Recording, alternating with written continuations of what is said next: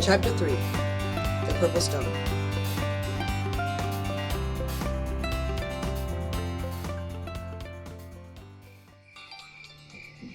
"Don't stand there gawking," the man snarled. "What are you kids looking for?" Chet gulped. "Well, you see, last night, I lost my pocket knife," Frank spoke up. "We were trying to find it." "Your pocket knife, eh?" The man scowled at the boy suspiciously. "You had no business nosing around here last night or any time. This is private property. Now clear out!" Chet, overcome with jitters, hastily started walking to the car. Frank and Joe did not budge and continued to stare at the man. "You heard me," he said in a loud, belligerent voice. "Beat it, and don't come back." He took a few steps toward the Hardys and crooked his arm as if he was about to jerk a gun out of his pocket. Without a word, the brothers turned and followed Chet. "That is no real strain," Joe whispered. "Think we should call his bluff?" Frank shook his head. No. Remember what Dad said?" "Yeah, he may not own this property," Joe augured. "If he does, maybe we can find out what he's doing out here." "I intend to," Frank said. "But let's try to do it undercover, without making him suspicious." Chad had already climbed into the car. He was sitting stiffly in the back seat, still pale and nervous, but whistling off-key and trying to look casual. Frank slid behind the wheel and Joe got in beside him. As they glanced up the slope, the boys could see Strang watching them intently. "Uh-oh," Joe muttered.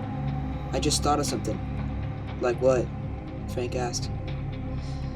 "If he's the one who used that smoke screen last night, he may recognize a convertible." "Smoke screen!" Chet gasped.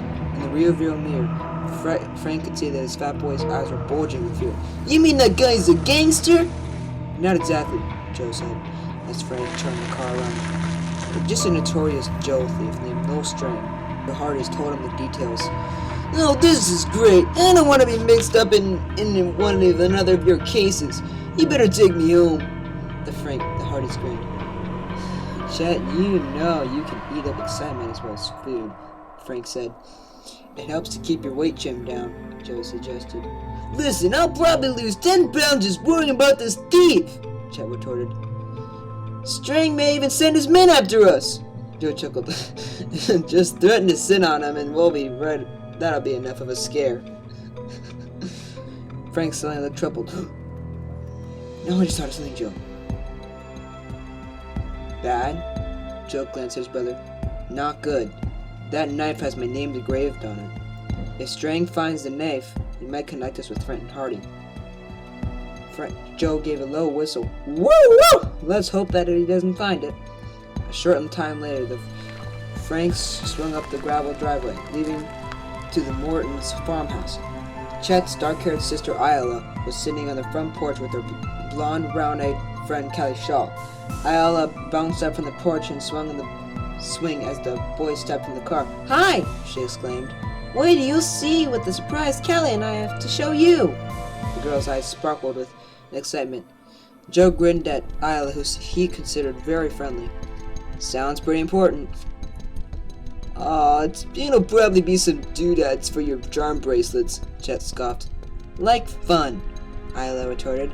"It'll make you turn green with envy. I mean purple." The two girls into the house, Callie explained that she and Ayala had been rock hunting the day before.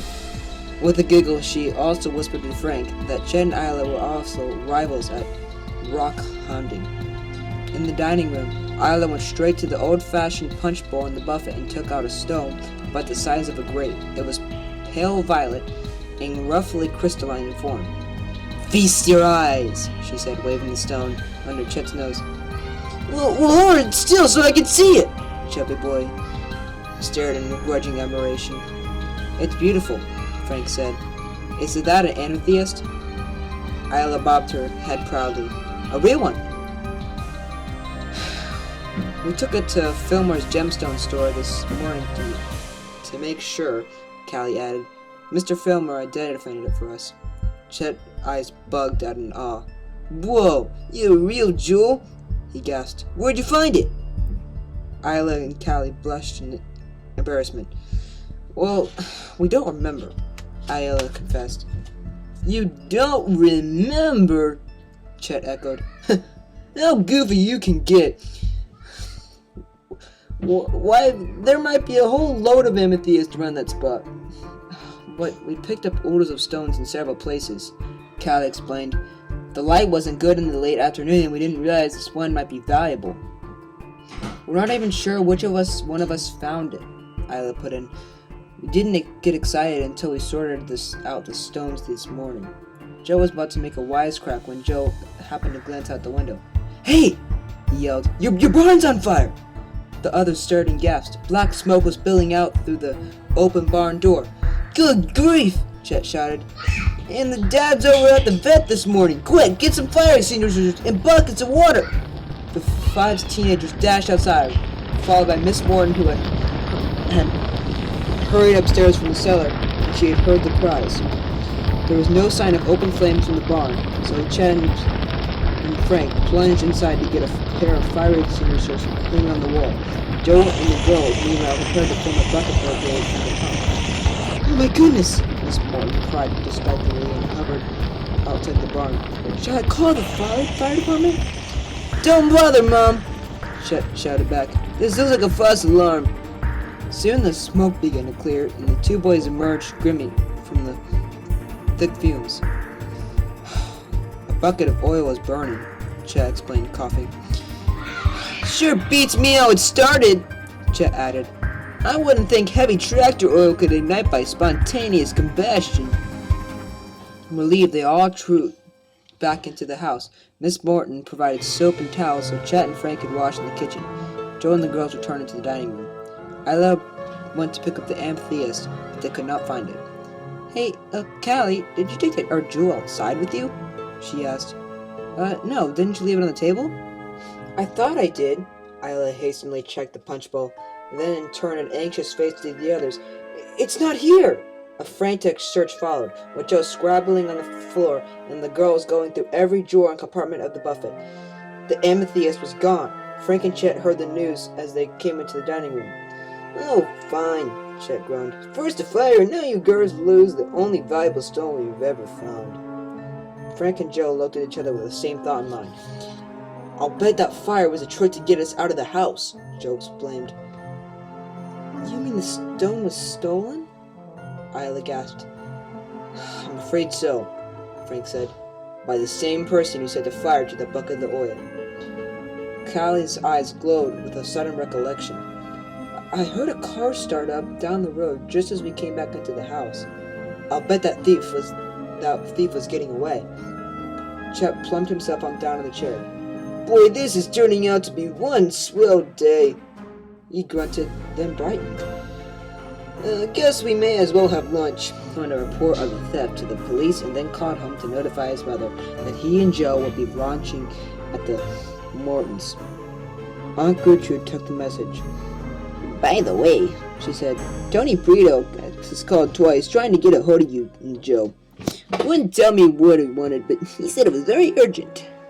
Where can I call him? Frank asked. At his dad's office? No, I believe he said he was phoning from the boat dock. Okay, Auntie, thanks. Frank and Joe apologized to Miss Morton for hurrying through the hearty lunch she served them. As soon as they had finished, the brothers excused themselves to go to Tony Prito.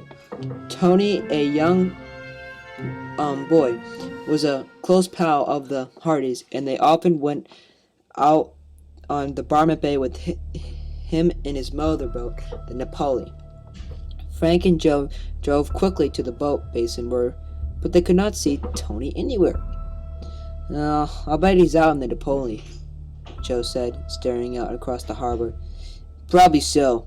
Frank glanced up at the sunny sky and then at the gently white-capped blue waters of the bay. Let's get this lift, Joe, and then try to find him. Suits me. The Hardys hurried off to the boathouse where they kept their own motorboat.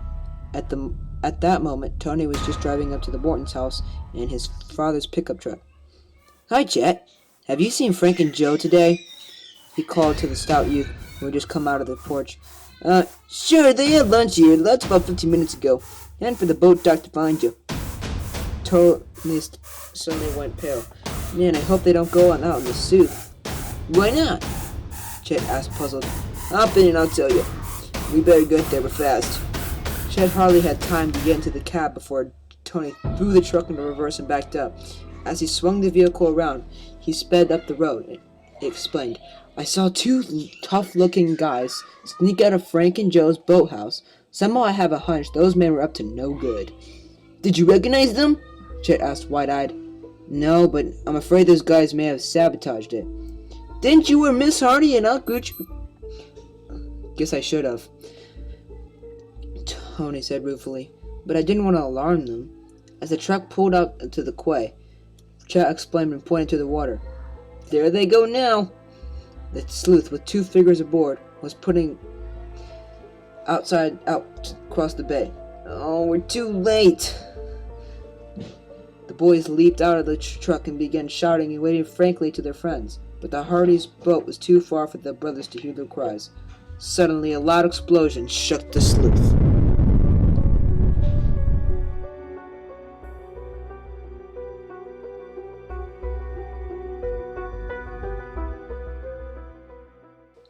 To find out what happens to Frank and Joe, make sure to stay tuned for Chapter 4.